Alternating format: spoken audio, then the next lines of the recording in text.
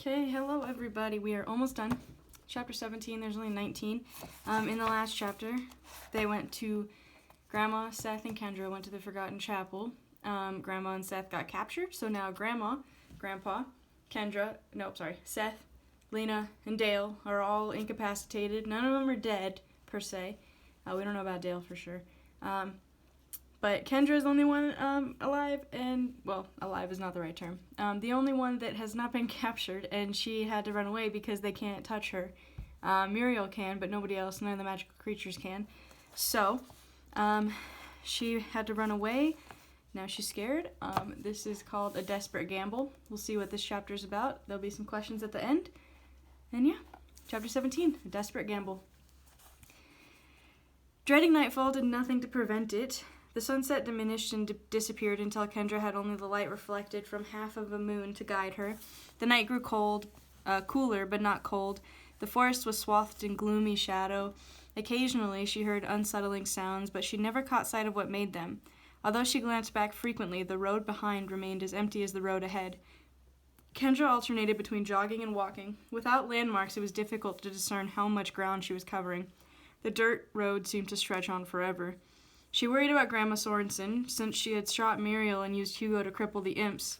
There would probably be no protection for Grandma until from the similar torture. Kendra began to wish that she had accepted Muriel's invitation to stay at the church with her family. The guilt of being the only escapee was almost too much to bear. It was hard to calculate the passage of time. The night wore on as endless as the road. The moon gradually migrated across the sky, or was it the road changing direction? Kendra felt certain that she had been on the road for hours when she reached an open area. The moonlight showed a scant trail branching away from the road. It ran toward a tall, shadowy hedge. The pond with the gazebos! Finally, a landmark. She could not be more than half an hour from the house, and there was still no hint of dawn. How long before Bahamut would be set free? Maybe the demon was already loose. Would she know when it happened, or would she not find out until she was mobbed by monsters? Kendra rubbed her eyes. She felt weary. Her legs did not want to walk any further. She noticed that she was very hungry. She stopped and stretched for a minute, then she started jogging. She could run the rest of the way, right? It wasn't too far. As she passed the meager trail branching from the road, Kendra skidded to a halt. A new thought had occurred to her, inspired by the irregular hedge looming off to the side of the road. The Fairy Queen had a shrine on the island in the middle of the pond. Wasn't she supposed to be the most powerful person in all of the fairy world? Maybe Kendra could try asking her for help. Kendra folded her arms. She knew so little about the Fairy Queen. Apart from hearing that the queen was powerful, she had heard only that to set foot on her island meant certain death. Some guy had tried it and turned into dandelion seeds. But why was he trying it? Kendra did not think she had been given a specific reason, just that he had a desperate need. But the fact that he had tried meant he thought he might succeed. Maybe he just didn't have good enough reason. Kendra considered her need. Her grandparents and brother were about to be killed, and Fablehaven was about to be destroyed. That would be bad for the fairies too, wouldn't it? Or would the fairies not care? Maybe they would just go elsewhere. Indecisive, Kendra stared at the faint trail. What weapon did she expect to find at home? Probably nothing. So she would most likely end up crashing through the gate or climbing it to get away before Bahamut and Muriel caught up and finished her off. And her family would perish. But this Fairy Queen idea might work. If the queen was so powerful, she would be able to stop Muriel and maybe even Bahamut. Kendra needed an ally. Despite her noble intentions, she could not see any way to succeed on her own. Kendra had felt a new sensation inside her ever since the idea had popped into her head. The feeling was so unexpected that it took a moment to recognize it as hope. There was no combination locks in the way. She just had to throw herself at the mercy of the all-powerful being and plead for her family. What was the worst that could happen? Death? But on her terms. No bloodthirsty imps, no witches, no demons, just a big poof of dandelion fluff. What was her best possibility? What was the best possibility?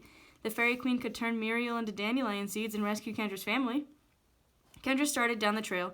She felt butterflies in her stomach. It was an encouraging kind of nervousness, much preferable to the dread of certain failure. She started running. No crawling under the hedge this time. The path led to an archway. Kendra ran down the archway and onto the manicured lawn beyond. By the moonlight, the whitewashed pavilions and boardwalks were even more picturesque than during the day. Kendra could really envision a fairy queen living on the island at the center of the tranquil pond. Of course, the queen didn't actually live there. It was just a shrine. Kendra would have to go petition her and hope the queen would respond. Getting to the island would be the first challenge. The pond was so full of naiads who liked to drown people, which meant she needed a sturdy boat. Kendra hurried across the lawn toward the nearest gazebo. She tried to ignore the shifting shadows she saw ahead, various creatures ducking out of sight. Anticipating what she was about to attempt, Kendra felt like her intestines were caught in an egg beater. She forced away all of her fear. Her grandpa, would Grandpa turn and flee? Would Grandma? Would Seth? Or would they try their best to save her? She charged up the steps of the nearest pavilion and started running along the boardwalk.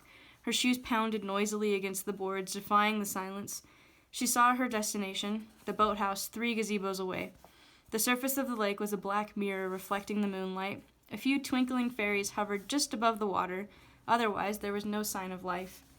Kendra reached the pavilion, attached to a small pier. She dashed down the steps and onto the quay. She reached the boathouse and tried the door. Just like before, it was locked. The door was not big, but it looked sturdy. Kendra kicked it hard. The impact jolted up the length of her leg, making her wince. She rammed the door with her shoulder, again hurting herself instead of the door. Kendra stepped back. The boathouse was basically a large shed floating on the water. It had no windows. She hoped it still had boats inside. If it did, they would be sitting in the water, protected by walls and a roof, but no floor. If she jumped into the lake, she could surface inside the boathouse and climb into the boat. She studied the water. The black reflective surface was impenetrable. There could be 100 naiads waiting to ambush, or none. It was impossible to tell. The whole plan would be pointless if she drowned before reaching the island. Based on what she had heard from Lena, there would be naiads eagerly waiting for her to get near the water. Jumping in would be suicide. She sat down and started bucking the door with both her feet, the same method that Seth had used to break into the barn. She made a lot of noise, but did not seem to be harming the door at all. Kicking harder only made her legs hurt more. She needed a tool, or a key, or some dynamite. She ran back up the pavilion, searching for something that she could use to pry open the door. She saw nothing. If there were only a sledgehammer lying around. She tried to calm herself. She had to think. Maybe if she just kept pounding, the door would eventually give. Sort of like erosion, but it hadn't budged yet, and she didn't have all night. There had to be a smarter solution. What did she have to work with? Nothing. Nothing but a few shadowy creatures who ducked out of sight at her approach. "Okay, listen up," she shouted. "I know you can hear me. I have to get inside the boathouse. A witch is setting Bahamut free, and all of Fablehaven is going to be destroyed. I'm not asking for anybody to stick their necks out. I just need somebody to beat down the boathouse door. My grandfather is the caretaker here, and I give you full permission. I'm going to turn my back and close my eyes.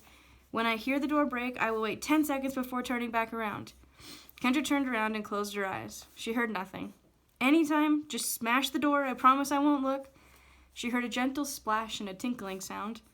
"Okay, sounds like we have a taker. Just break down the door." She heard nothing. She suddenly realized that something could have emerged from the water and be sneaking up behind her. Unable to resist, she turned and peeked. No dripping creatures were in sight. All was quiet. There were ripples on the previously glassy pond, and, lying on the dock near the boathouse, was a key. Kendra rushed down the stairs and picked up the key. It was wet and corroded and a little slimy. Longer than a regular key, it looked old-fashioned. Wiping it against her shirt, she carried the key to the boathouse and inserted it in the keyhole. It fit perfectly. She turned it, and the door swung inward. Kendra shivered. The implications were disturbing. Apparently, a naiad had tossed her the key. They wanted her out on the water. With only the moonlight seeping through the door to provide illumination, the boathouse was very dim. Squinting, Kendra could see 3 boats tied to the narrow pier. 2 large rowboats, and one slightly broader than the other, and a smaller paddle boat. The paddle boat was the kind with bicycle pedals. Kendra had once ridden in one at the park with a lake. On one wall hung several oars of varying length. Near the door were a crank and a lever. Kendra tried to turn the crank, but it would not move. She pulled the lever. Nothing happened.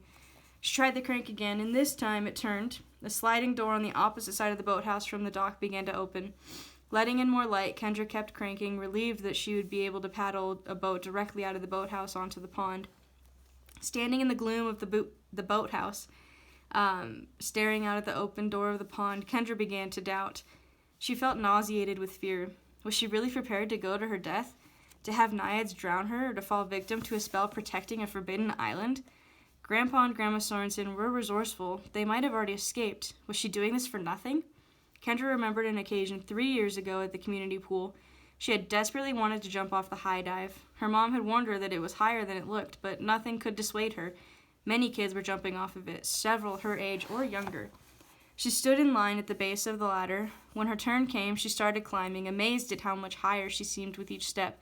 When she arrived at the top, she felt like she was standing on a skyscraper.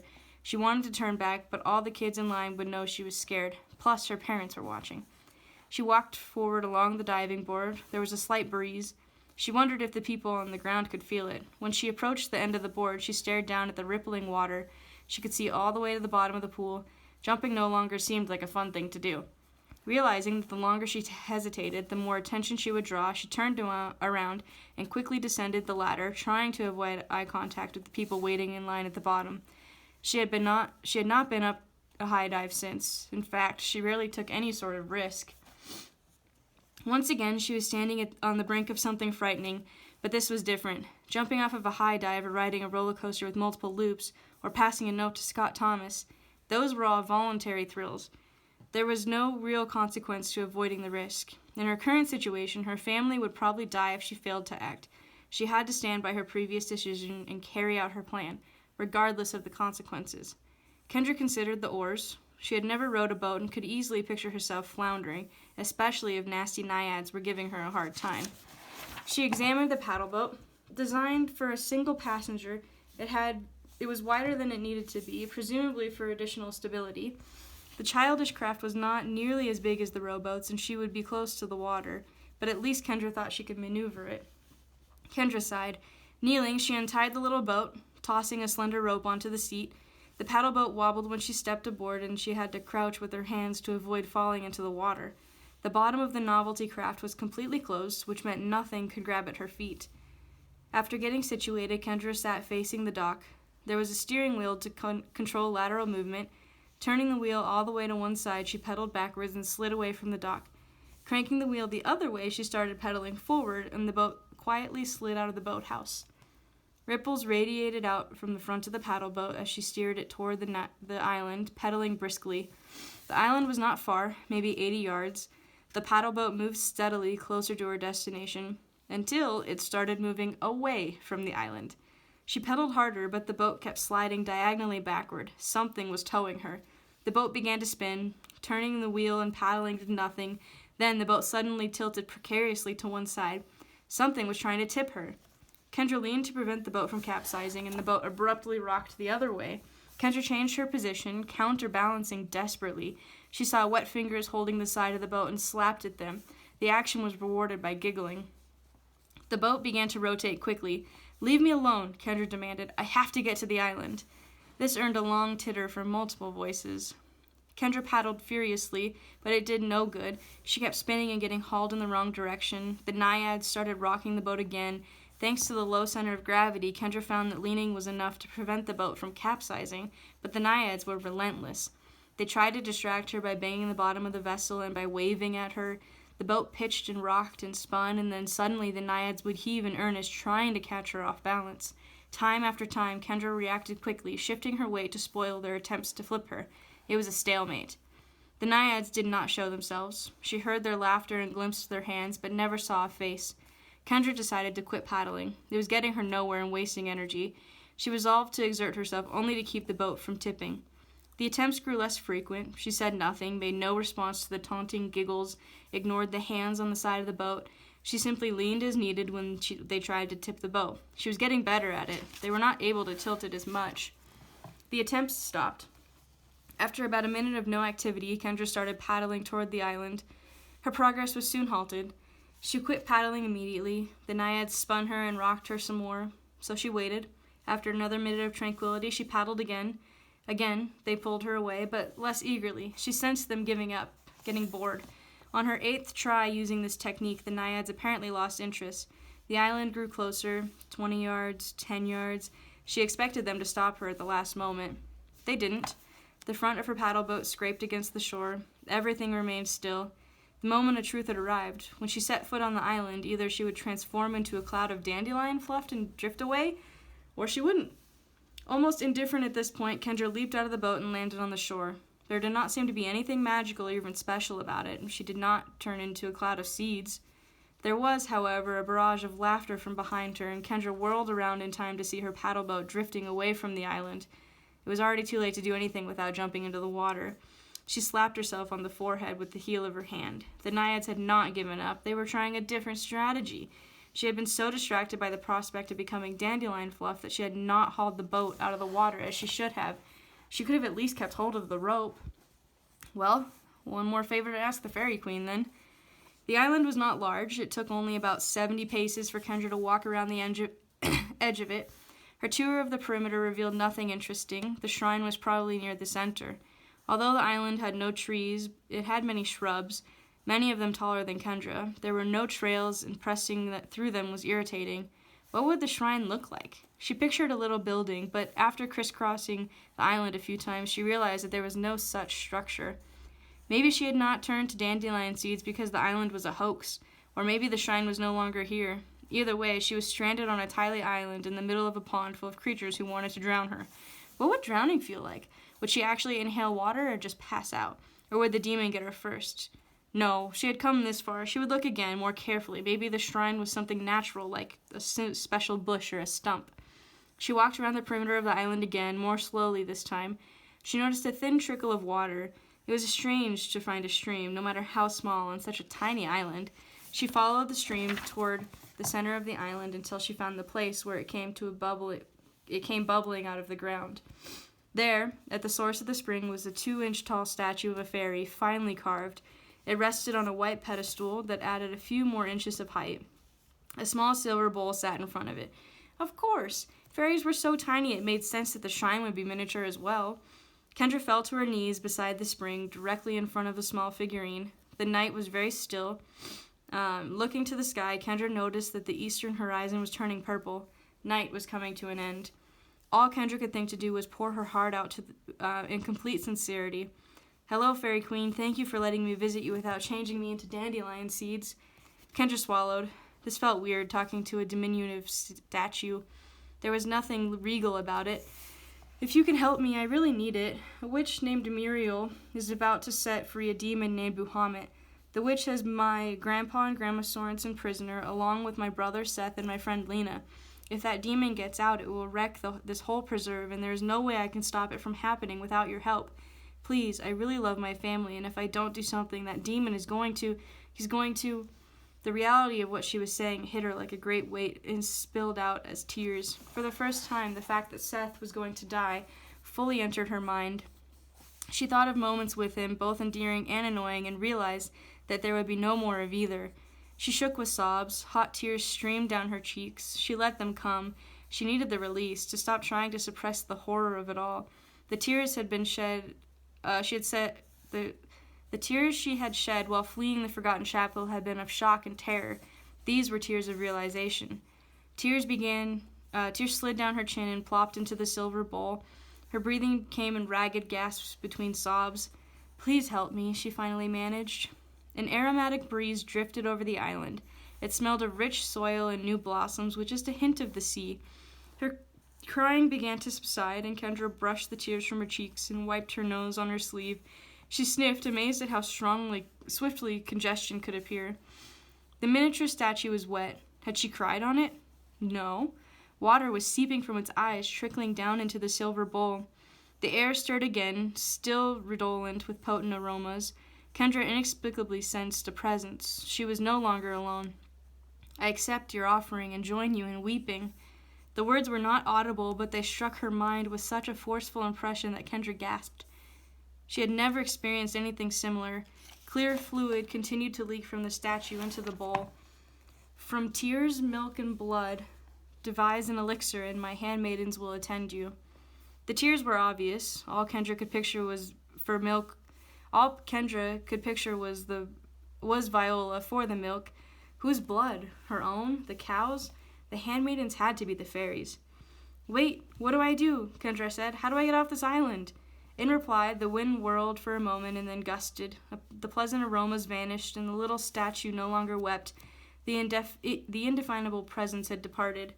Kendra picked up the bowl, about the size of her palm. It was nearly a third of the way full. She had hoped the Fairy Queen would resolve the situation for her. Instead, she had apparently shown her a way to resolve the problem herself. The telepathic message felt as precise as spoken words. Her family was still in danger, but the spark of hope was now aflame. How would she get off this island? Rising, Kendra walked to the shore. Unbelievably, the paddle boat was drifting in her direction. It steadily approached until reaching the island. Kendra stepped inside the boat. It pulled away from the shore spontaneously, turned around, and started toward the little white pier. Kendra said nothing. She did not paddle. She was afraid to do anything that might disrupt the effortless progress to the pier. She held the bowl in her lap, careful not to spill a drop. And then she saw it. A dark figure standing on the pier, awaiting her return, a puppet the size of a man. Mendigo. Her throat constricted with fear. She had worked magic on the island. Getting the tears from the statue, that was magic, right? Her protected status was finished, and Mendigo had come to apprehend her. "Can you drop me off somewhere else?" she asked. The boat moved steadily forward. What could she do? Even if they dropped her off elsewhere, Mendigo would just follow. The boat was 20 yards from the pier, then 10. She had to protect the contents of her bowl, and she could not let Mendigo haul her away. How could she stop him? The paddle boat brushed up against the pier, coming to a stop alongside it. Mendigo made no move to grab her. He seemed to be waiting for her to disembark. Kendra set the bowl on the pier and stood up, noticing that the boat was being held steady. When she stepped onto the pier, Mendigo moved forward, but as before, he could not seem to grab her. He stood with both arms half raised, fingers fluttering. Kendra picked up the bowl and walked around the lumberjack. Mendigo followed her along the length of the pier. Why would Muriel have sent Mendigo after her if he could not seize her? Did Muriel know that she had communed with the Fairy Queen? If so, the puppet sure moved quickly. His being there was probably precautionary. The problem it posed was severe. Evidently, Kendra had not actually worked magic on the island. She had merely collected an ingredient, but in concocting the elixir the Fairy Queen described and giving it to the fairies, she would certainly be performing magic. The moment her status ended, Mendigo would be on her. This was not an option. Kendra set the silver bowl on the steps leading up to the gazebo. Then she turned and confronted Mendigo. The puppet was more than half of a head taller than her. "I think you work like Hugo. You have no brain and just do what you're told. Is that right, Mendigo?" The lumberjack stood still. Kendra tried not to get creeped out. "I have a feeling you won't obey me, but it's worth a try. Mendigo, go climb a tree and sit up there forever." Mendigo stood motionless. Kendra walked straight at him. He was trying to lift his arms to grab her, but was unable to carry out the intention. Standing close to him, she reached out a tentative finger and touched his wooden torso. He did not react except to continue struggling against whatever force prevented him from seizing her. "You can't touch me. I haven't done anything mean or used any magic, but I can touch you." She gently stroked both of his arms just beneath the shoulders. The lumberjack jittered with the effort of trying to grasp her. "Want to see my second decisive move of the night?" she asked. Mendigo quivered, hooks jingling, but remained powerless to take hold of Kendra. Unconsciously biting her lower lip, she grabbed both arms just below the shoulders, unhooked them, and dashed away from the lumberjack. She heard the overgrown puppet chasing her as she raced to the edge of the pond and hurled the wooden arms into the water. Something clipped Kendra's shoulder and sent her spinning to the ground. A crushing force pressed against her back, pinning her down. She could hardly breathe. Craning her neck, she saw that Mendigo was looming over her, using his foot to hold her in place. How could a creature that looked so flimsy be so strong? The spot where he had kicked her stung deep, and it would certainly bruise. Kendra reached for his other leg, hoping to unhook the shin, but the puppet danced out of reach. For a moment, Mendigo appeared indecisive. Kendra prepared to roll away in case he charged and tried to kick her again. If she could just unhook a leg. Instead, Mendigo hurried onto the pier. Both of his arms were floating in the water. One had almost drifted within the reach of the pier. Mendigo crouched, balancing carefully on one foot, and stretched out a leg toward the nearest arm. Just as his toes made contact, a white hand shot out of the water and seized Mendigo by the ankle, yanking him into the pond with a splash. Kendra waited, holding her breath as she watched. The lumberjack did not resurface. She dashed back to the steps and picked up the bowl. Kendra dared not run while holding the tears. Instead, she walked swiftly, careful not to waste any of her precious cargo. She walked across the lawn, through the arch, down the path, and onto the road. Stars continued to fade in the eastern sky. Kendra hurried along the road. She was pretty sure her sheltered status was at an end, but if mischief had to be done, at least it felt worthwhile. She had a feeling it would not be her final mischievous act of the night. Alright, that's the end of the chapter. The next chapter is called Bahamut, which is the name of the demon, so we'll see how that goes. A few questions for you. Chapter 17. Number 1, who did Kendra decide to go to get help? Number 2, why couldn't Kendra swim across or into the pond? Why couldn't she go in the pond at all? Number 3, what did Kendra use to get to the island of the Fairy Queen? Number 4, what happened when Kendra cried and her tears went into the bowl? Number 5, who was waiting for Kendra on the shore and what did she do to them? Number 6, why did Kendra decide to ask the Fairy Queen for help at all? Number 7, why do you think the Fairy Queen decided to help Kendra? Number 8, even though Kendra was scared to go ask the Fairy Queen for help, she went anyway because she knew that she had to try to save her family. Think of a time when you did something that you were scared to do and describe what you did. How did it make you feel? Number 9, describe in detail, using some details from the book. Describe Kendra's trip across the pond. And number 10, same thing, describe in detail Kendra's encounter with the Fairy Queen. Okay, so there's chapter 17. We'll do chapter 18 tomorrow, probably, and then 19 after that, and then we'll be all done. So, have a good day, everyone.